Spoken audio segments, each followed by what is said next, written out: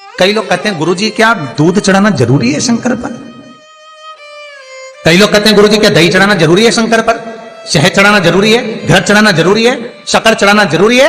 शिव महापुराण की कथा कहती है 5 चीजें शंकर भगवान पर चढ़ती है। दूध अर्थात घर में लक्ष्मी की वृद्धि करता है, इसलिए चढ़ाया जाता है। दही शंकर भगवान पर इसलिए चढ़ाते हैं क्योंकि यह परिवार को जोड़ता है। जिसके परिवार में क्लेश ज्यादा होता है, जिसके परिवार में आपस में तकरार ज्यादा होता है, उसको दही जोड़ता है। शहद घर में चिड़चिड़ प्रवृत्ति को समाप्त करता है। घी रोग को समाप्त करता है। शक्कर मिष्ठान घर में यदि लक्ष्मी आकर जा रही हो तो मिष्ठान समर्पित किया जाता है, इसलिए पंचामृत स्नान का भाव शिव महापुराण कहते हैं। पंचामृत स्नान का भगवान इसलिए 5 चीजें शंकर को समर्पित हैं। दूध, दही, घृत, शहद, शक्कर अर्थात मिष्ठान। शक्कर से मूलतः यहां शिव महापुराण में शक्कर नहीं लिखी है, मिष्ठान। अब लोग शक्कर पीस कर अभिषेक करते हैं, परंतु मिष्ठान अर्थात गाय के दूध से निर्मित कोई मिठाई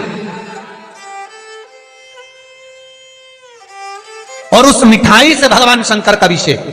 अब लोग भले शक्कर रखने लगे शंकर जी के अभिषेक में, पर यहां शक्कर नहीं लिखा है, यहां मिष्ठान।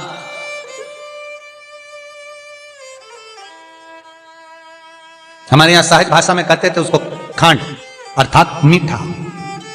शिव महापुराण की कथा कहती है दर्पण इतना बड़ा ले लो।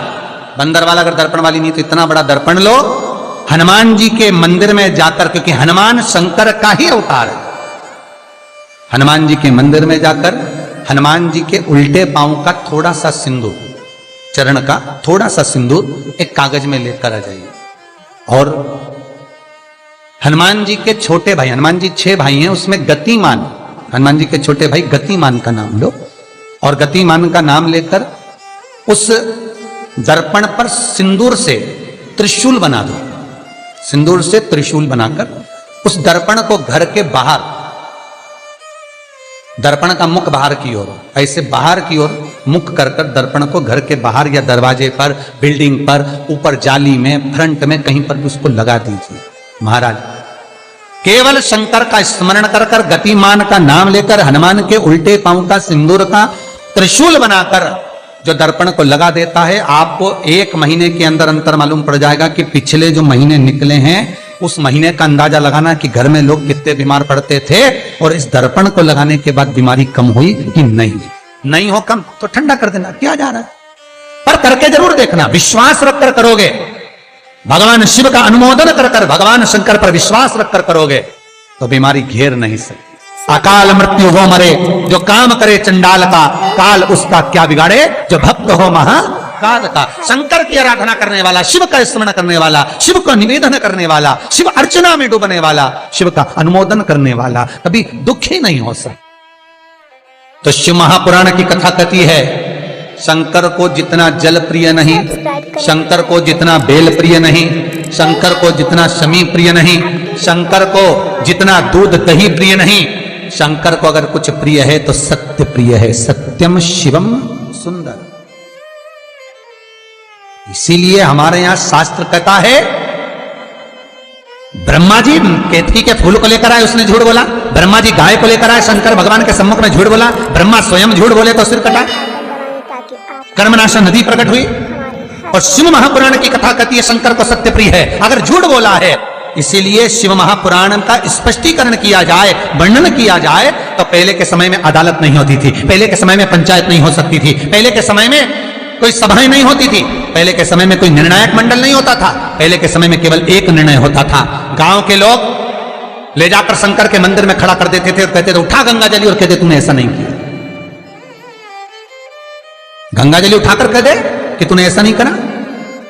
क्यों गंगा जली उठवाते थे? क्योंकि लोगों ने शिव महापुराण सुन रखी थी। शिव महापुराण में श्री वेद व्यास जी वर्णन करते हैं कि शंकर के मंदिर में, शंकर के ओटले पर, शंकर के मंदिर के अंदर, शिव की चौखट पर, शंकर के अनुमोदन में शिव महापुराण के अंतर्गत शंकर के अनुमोदन में शिव मंदिर में शिव चौखट पर अगर कोई भूल से भी झूठ बोल देता है तो उसकी जिंदगी नरक जैसी निकलती है महाराज। इसीलिए कहते तो उठा गंगा जली और कह दे तूने ऐसा नहीं, हाँ बोल दे। आपके भी जीवन में अगर किसी को कष्ट है, फिर निवेदन करूंगा, मंदिर में अगरबत्ती भले मत लगाओ, मंदिर में दीप भले मत जलाओ, मंदिर में पेड़ा भले मत चढ़ाओ।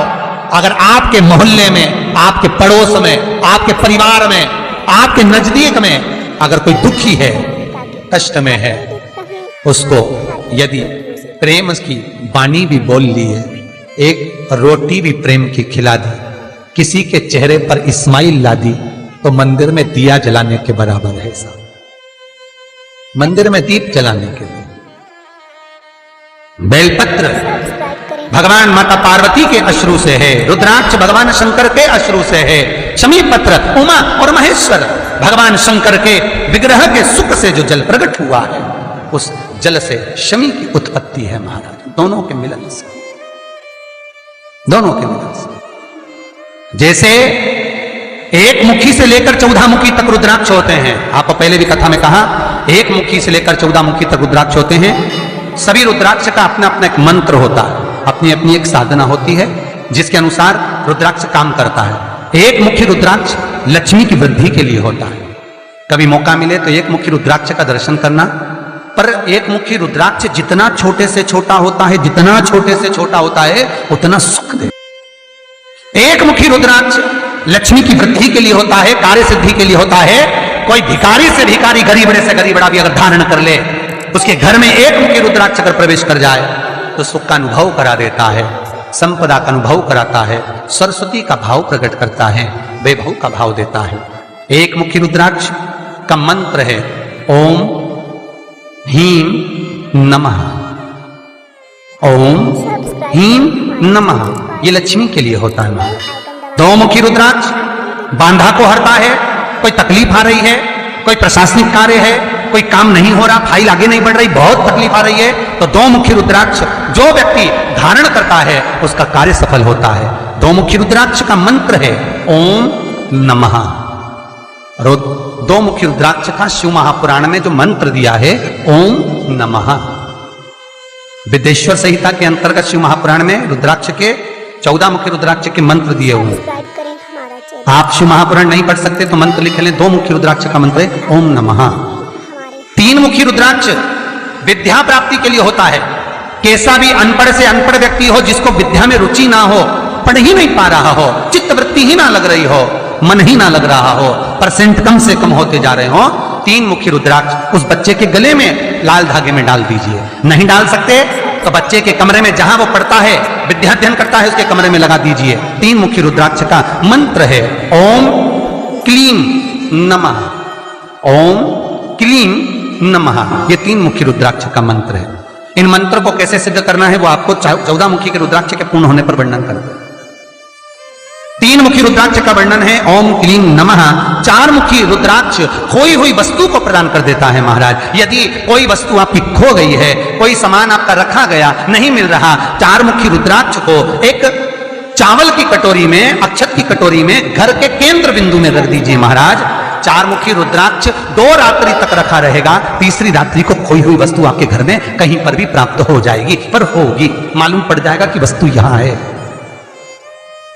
4 मुखी रुद्राक्ष का मंत्र है ओम ह्रीं नमः, ओम ह्रीं नमः। फिर वर्णन आया। नमस्कार दोस्तों, श्री शिवाय नमस्तुभ्यम।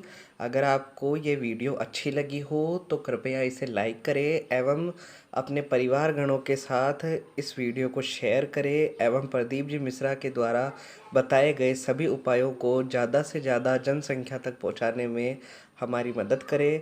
श्री शिवाय नमस्तुभ्यम। जय महाकाल। धन्यवाद।